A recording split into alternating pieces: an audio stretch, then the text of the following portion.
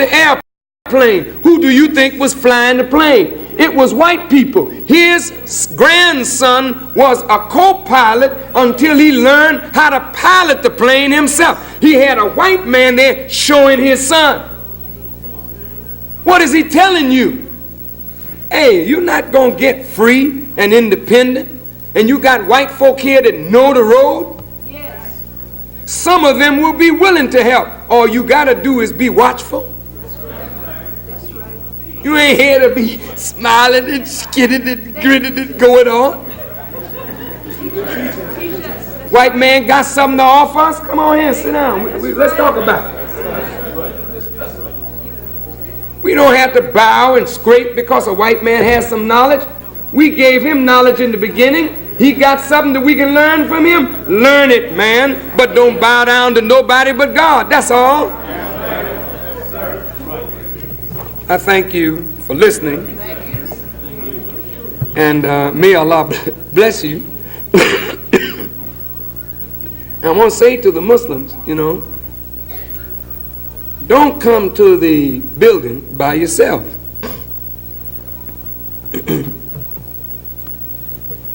A lot of mystique about this building. People don't think that they are welcome here. They think this building is only for people who are Muslims. They don't know that they, as Christians or people who don't believe in God at all, they're welcome here. They don't know that unless you make them know it. Yes, sir. So if you really want to help me to get a message over to our people, why don't you bring someone with you next time you come? Next Sunday, if it be the will of Allah, on this microphone, I'm going to teach the making of the devil. And I'm going to teach it in a way that will shock a lot of you.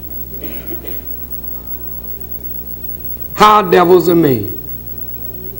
And when we teach that subject next week, Sunday, I don't want to teach it to just you. You think I should? No, sir. I'd like to see the house full. And you can fill it if you want to, if you just bring one with you. Of course, if you don't come next week and bring someone with you, I may just come out and look at you. Because you know what? In truth, I am so exhausted from teaching. The doctors really don't want me out here teaching like this, in truth.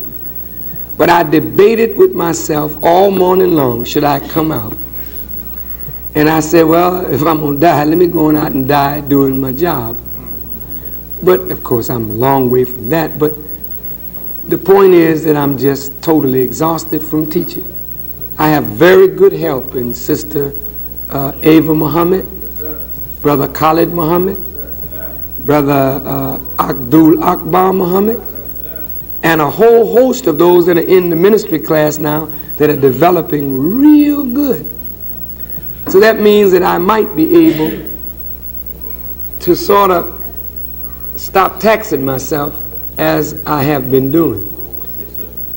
And I don't think you will mind if I took care of myself a little better. But I would like to teach this one to you next Sunday.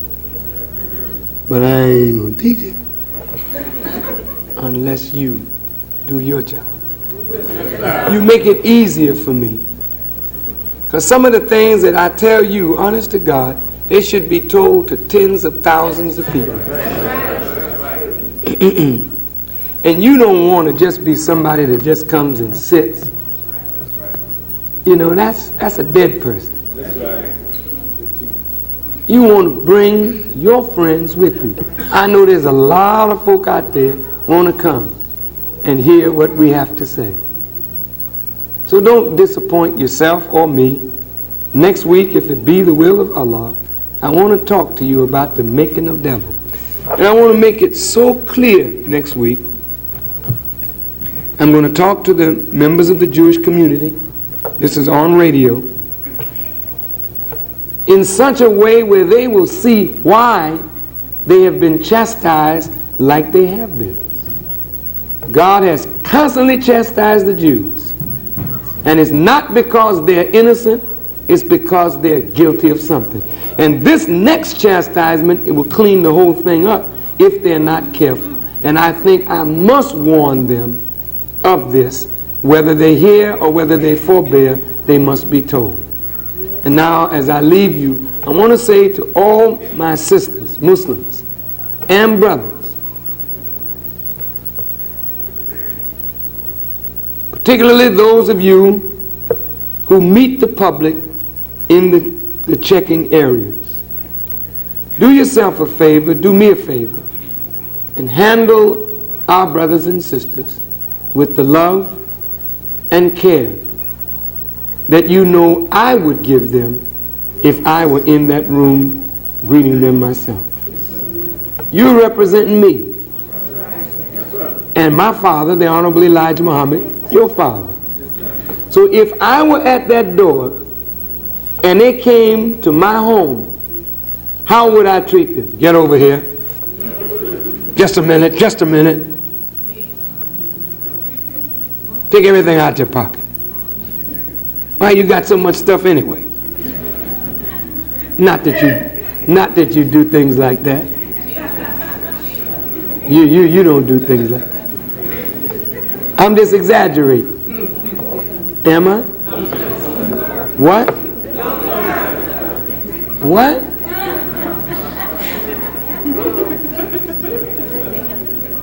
You serious?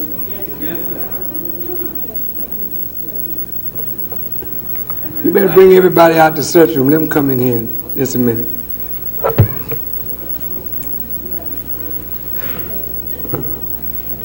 Bring them all in here.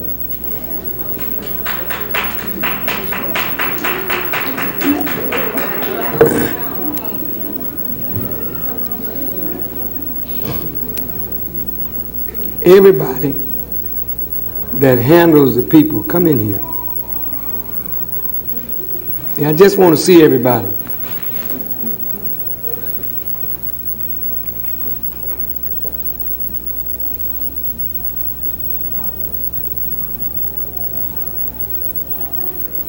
Now, all of you, where's the officers? Where's all the officers? Bring them out.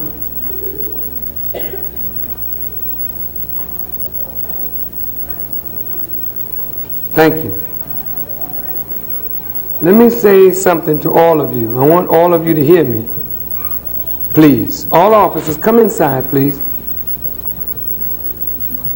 Now, evidently, I said something tonight that touched a nerve.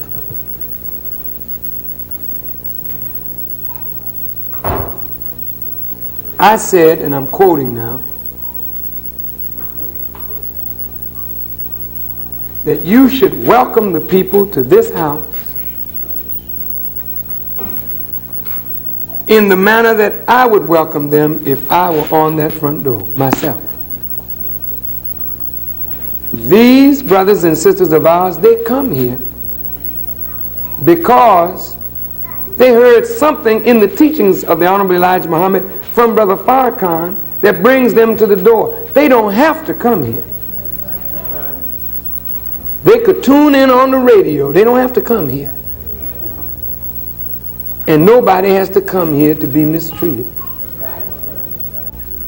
And I just want to say to you, you know, Allah will punish all of you who mistreat His people. It's written in the Quran that if you annoy a believing person, you get in trouble with God. Just to annoy them.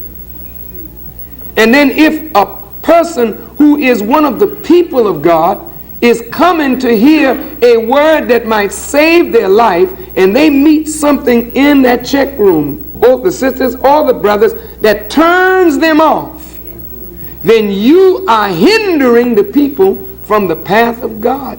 And if you read that in the Quran, you're called a hypocrite. You're called a hypocrite if you hinder people from the path of God.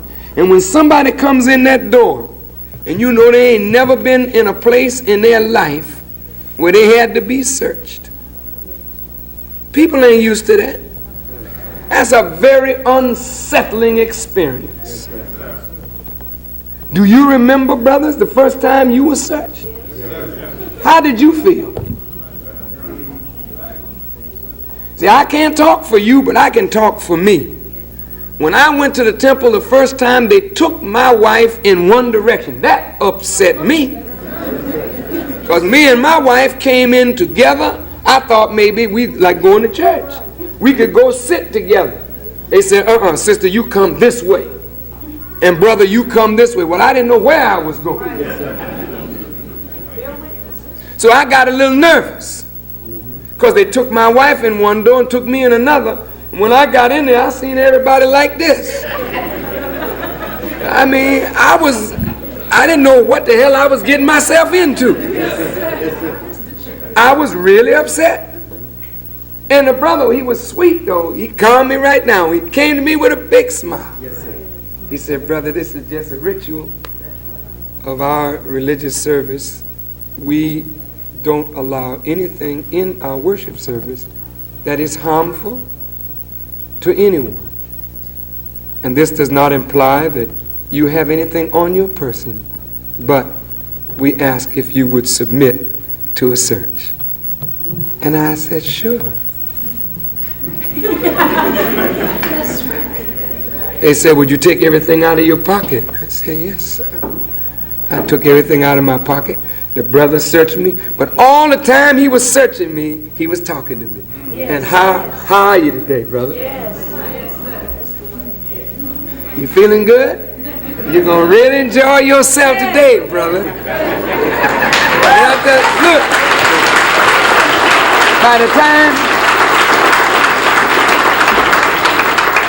by the time he finished, you know, I didn't like the search procedure, but he was so kind till I took it.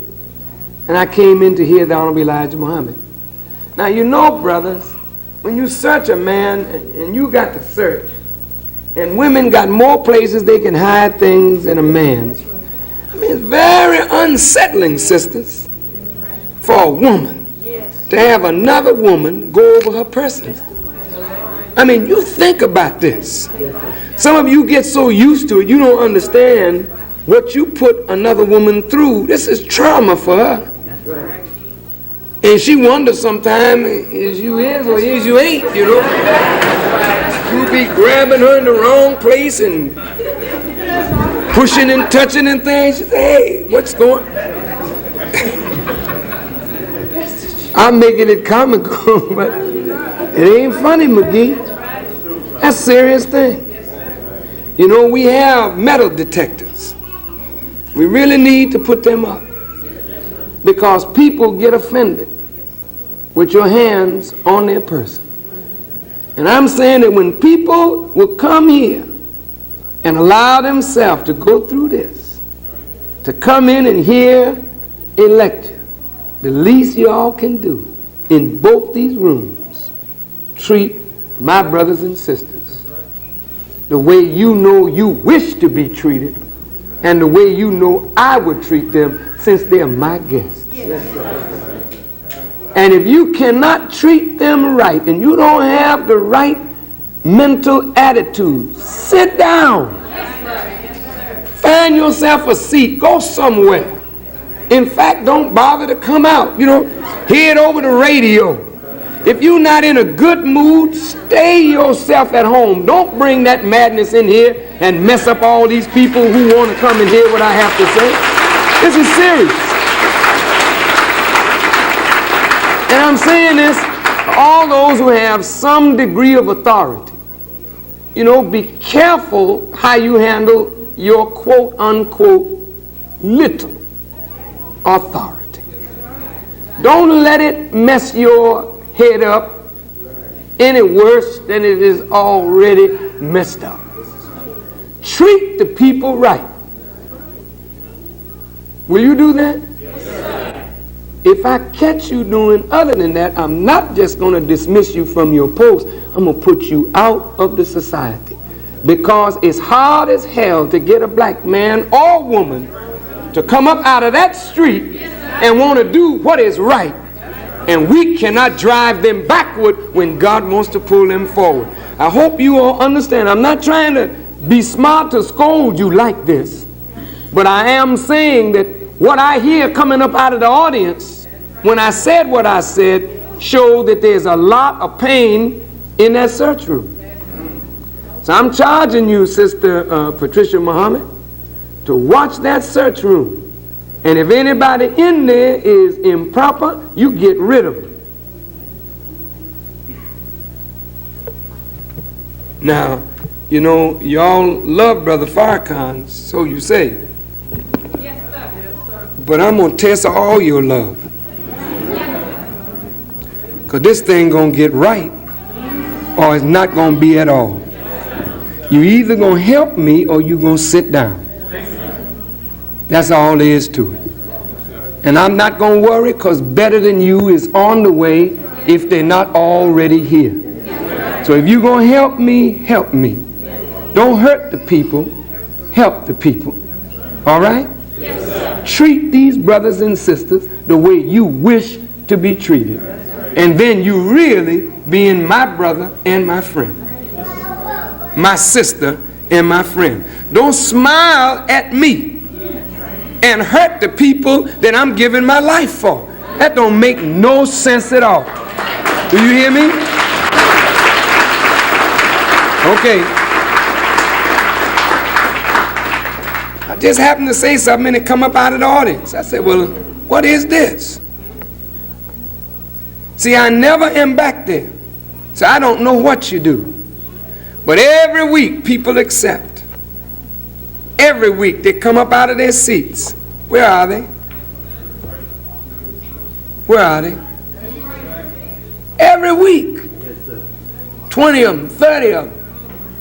Just come down. They didn't just come down to shake my hand. They really want to become a part of a movement. And it's your job to help me keep everyone that wants to be a follower of the Honorable Elijah Muhammad and keep them in a state of security.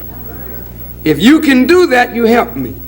But if you drive them away, then you're hindering me and you're bringing chastisement upon yourself. Don't do that. Thank you very much. May Allah bless you.